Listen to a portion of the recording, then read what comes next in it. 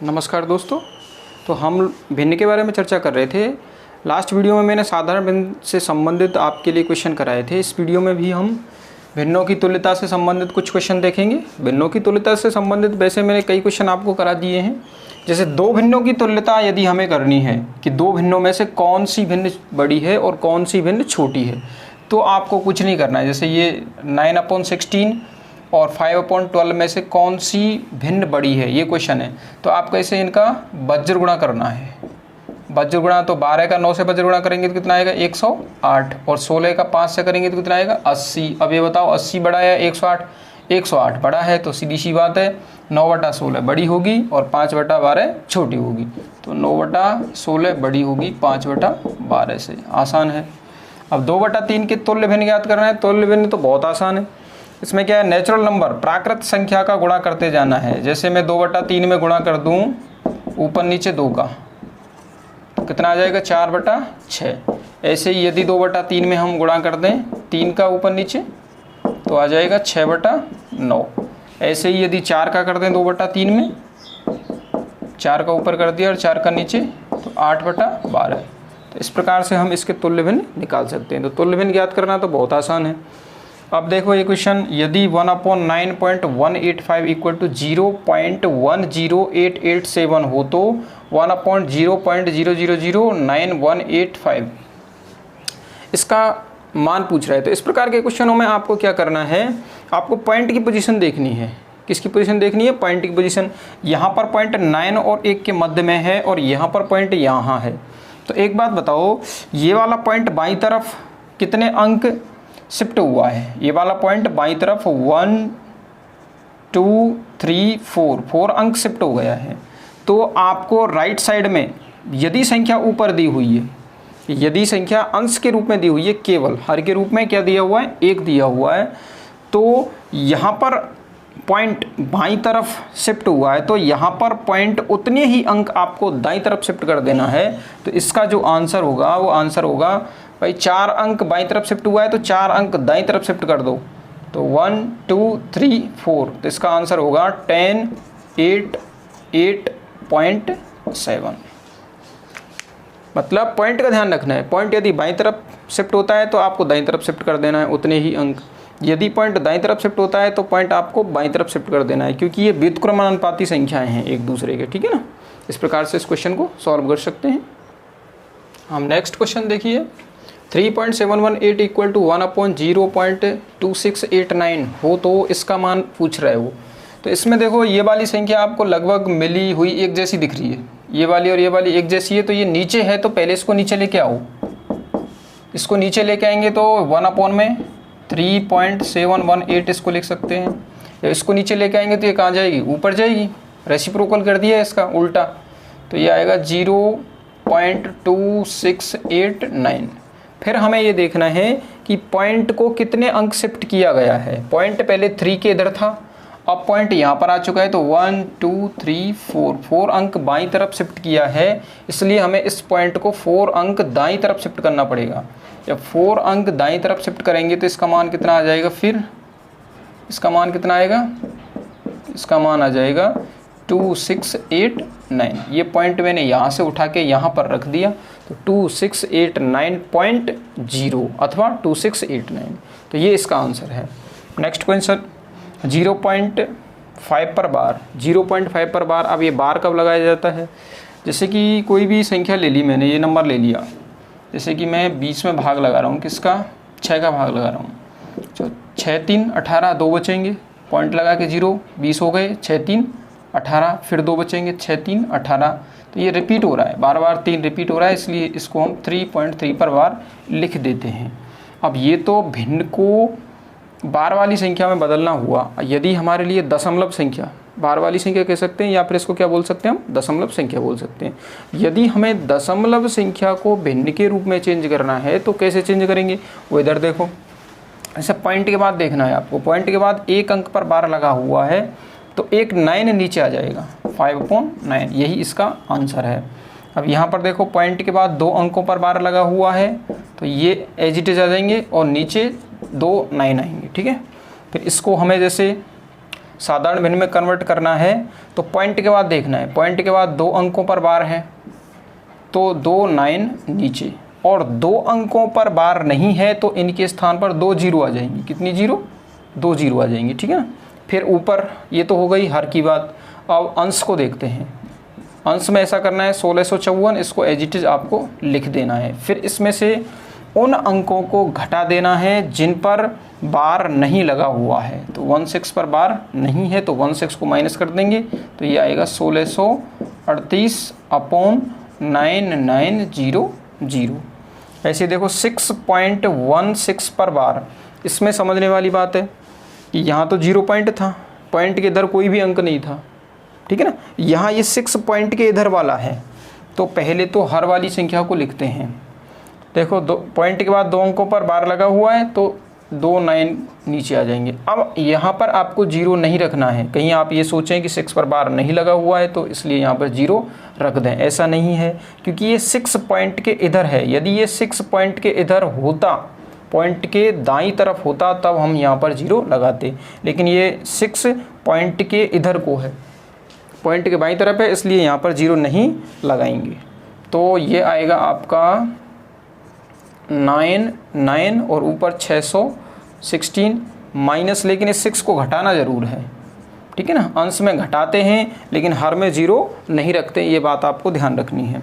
तो ये आ जाएगा आपका 610/99। तो इस प्रकार से हम बार वाली संख्याओं अथवा दशमलव वाली संख्याओं को साधारण भिन्न में चेंज करते हैं। हाँ देखो, 2 भिन्नों का गुणनफल 14/15 तथा भागफल 35/24 है। इनमें से बड़ी भिन्न ज्ञात करनी है कि बड़ी भिन्न क्या होगी, ठीक है ना। अब हमारे लिए भिन्न नहीं दी हुई है, हमारे लिए केवल भिन्नों का गुणनफल और भागफल दिया हुआ है। मान लिया कि माना भिन्न पी और क्यू हैं, माना भिन्न क्या है, भिन्न हम मान के चल रहे हैं पी और क्यू मान लिया हमने। तो हमारे लिए क्या दिया हुआ है, पी क्यू, एक तो उनका गुणन कितना है 14/15, ये इसको समीकरण नंबर 1 दे देते हैं। और पी बटा क्यू उनका भागफल कितना है 35/24 है, 35/24।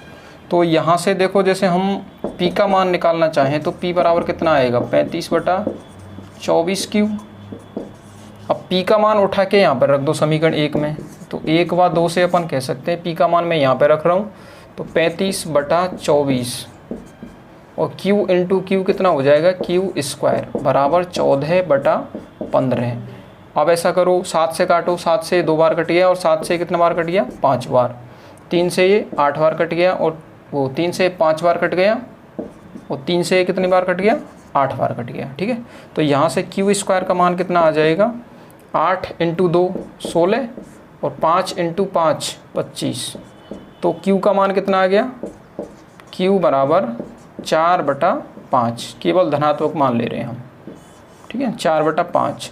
अब q का मान इसमें रख दो, समीकरण नंबर 1 में q का मान, चाहे समीकरण नंबर 2 में रख दो।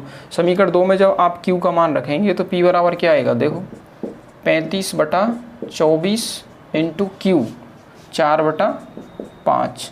तो 5 से 7 बार कटेगा और 4 से 6 बार कटेगा, तो p बराबर कितना आ गया 7/6। तो अब हमारे पास भिन्न ये आ गई, एक तो है 4/5 और एक क्या है 7/6। 4/5 और 7/6। तो मैंने आपको तरीका बताया था कि 2 भिन्नों में से बड़ा और छोटा ज्ञात करना है आपको।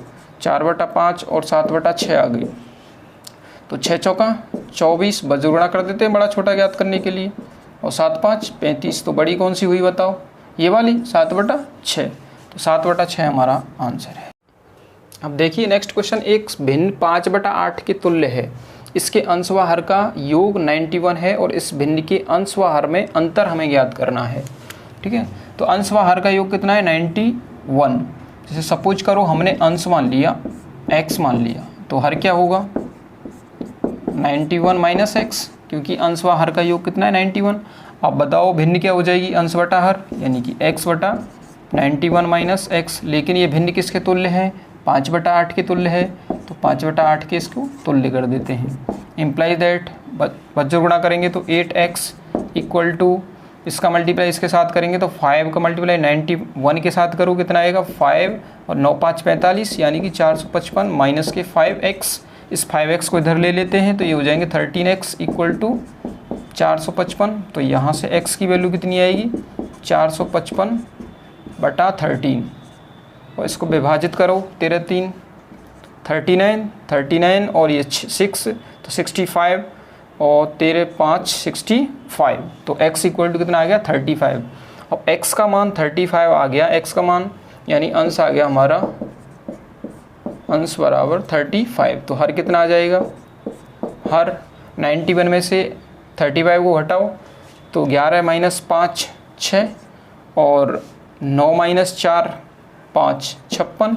अब अंश व हर इनका अंतर देखें तो अंतर नेगेटिव भी हो सकता है और अंतर पॉजिटिव हो सकता है, लेकिन यहाँ पर सभी संख्या पॉजिटिव दी हुई हैं इसलिए हम बड़ी संख्या में से छोटी संख्या को घटाएंगे। तो 56 में से 35 को घटाएं तो अंतर आ जाएगा कितना 21।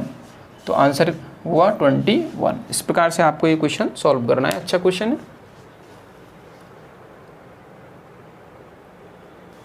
देखिए, यदि किसी भिन्न के अंश को 20% कम तथा हर को 10% बढ़ा दिया जाए तो भिन्न का मान 16/55 हो जाएगा। तो हमें भिन्न ज्ञात करनी है। अब ठीक है ना, इसको ऐसे सॉल्व कर सकते हैं जैसे भिन्न हमने मान ली x/y के रूप में। तो ये कह रहा है कि अंश को 20% कम करना है, तो अंश को 20% कम करेंगे तो कितना आएगा x का 80/100 20% कम कर दिया, और हर को 10% बढ़ाना है तो y का 110/100 कर देंगे। कर दिया जाए तो कितना आ रहा है, भिन्न क्या बन जाती है 16/55 बन जाती है। तो यहाँ से देखो 100 से तो 100 कैंसिल हो गया, 100 से 100 कैंसिल हो जाएगा और 0 से 0 कैंसिल हो जाएगी, और 8 से यदि 16 को कैंसिल करेंगे तो कितनी बार कैंसिल होगा 2 बार, और 11 से 55 को कैंसिल करेंगे तो कितनी बार कैंसिल होगा 5 बार। तो भिन्न आ गई 2/5। तो आंसर होगा हमारा 2/5। आसान क्वेश्चन है सब। हाँ देखिए, ये क्वेश्चन भी अच्छा क्वेश्चन है, संतत भिन्न का क्वेश्चन है ये। संतत भिन्न मैंने पहले बताया था आपको कि संतत भिन्न से संबंधित क्वेश्चन भी मैं आपके लिए कराऊंगा। तो देखो, ये जो भिन्न होती है ना, ये इनफाइनाइट तक जाती है। कहाँ तक जाती है, इनफाइनाइट तक। देखो 2 में 1/2 ऐड कर दिया, प्लस फिर इसमें 1/2 ऐड कर दिया, फिर इसमें 1/2 ऐड कर दिया, फिर इसमें 1/2 ऐड करते जाएंगे। तो इस प्रकार की भिन्न को सपोज करो आपने x के बराबर मान लिया। किसके बराबर मान लिया, इस भिन्न को हमने x के बराबर मान लिया। अब एक बात बताओ, यहाँ से मैं 2 को हटा दूँ तो ये वाली संख्या किसके बराबर होगी, फिर अगेन इसको भी हम 2 के बराबर x के बराबर मान सकते हैं। क्यों मान सकते हैं बताओ, इसका रीज़न क्या है। ये वाली जो संख्या है इसको x के बराबर माना जा सकता है, क्या माना जा सकता है, क्योंकि एक बहुत बड़ी संख्या में से एक संख्या को घटा दिया जाए या फिर एक संख्या को जोड़ दिया जाए तो उस बहुत बड़ी संख्या पर कोई प्रभाव नहीं पड़ता है। या एक सीरीज है जो कि इनफाइनाइट तक जा रही है, उसमें से एक पद को हटा दिया जाए। किसको हटा दिया जाए, एक पद को। तो यहाँ पर एक पद को ही तो हटा रहे हैं, 2 को हटा दिया, प्लस 1/, अब मैं क्या कह रहा हूँ, ये वाली संख्या पुनः किसके बराबर है, x के बराबर है। तो x के बराबर है, इसको सॉल्व कर लेंगे हम। तो ये कितना हो जाएगा x² प्लस 2x प्लस 1, या फिर x² माइनस के 2x और -1 बराबर 0। अब इसमें श्रीधराचार्य फॉर्मूला लगाएंगे तो x बराबर, श्रीधराचार्य फॉर्मूला क्या होता है, -b plus minus b² minus के 4ac का अंडर रूट अपॉन 2a। तो -b यानी कि 2 प्लस माइनस 2 का स्क्वायर 4 माइनस 4ac, लेकिन माइनस की वजह से प्लस हो जाएगा, अपॉन 2। तो ये आ गया आपका 2 प्लस माइनस 8, और 8 का रूट क्या होता है 2√2 अपॉन 2। 2 से ये 2 कैंसिल और ये 2 कैंसिल हो जाएगा, तो अंततः संख्या कितनी आ गई 1 प्लस माइनस √2। अब यहाँ पर एक बात आपको ध्यान रखनी है कि ये जो सभी संख्या 2 में अपन ऐड कर रहे थे 1/2 फिर 1/2 फिर 1/2 ऐसे ऐड कर रहे थे, तो ये सभी संख्याएं कैसी हैं, धनात्मक संख्या है, ऋणात्मक तो नहीं है। इसका मतलब नेगेटिव मान तो आ नहीं सकता, तो पॉजिटिव मान आएगा। यदि भाई माइनस का चिन्ह ले लें तो एक में से √2 को घटाना पड़ेगा तो नेगेटिव संख्या आएगी, इसलिए माइनस के चिन्ह को हटा देते हैं और प्लस का चिन्ह लेते हैं। तो ओवरऑल आंसर कितना आएगा 1 प्लस √2 या √2 + 1, जैसे कि ये आंसर है। तो ये आंसर हो जाएगा सी, इसका आंसर सी होगा।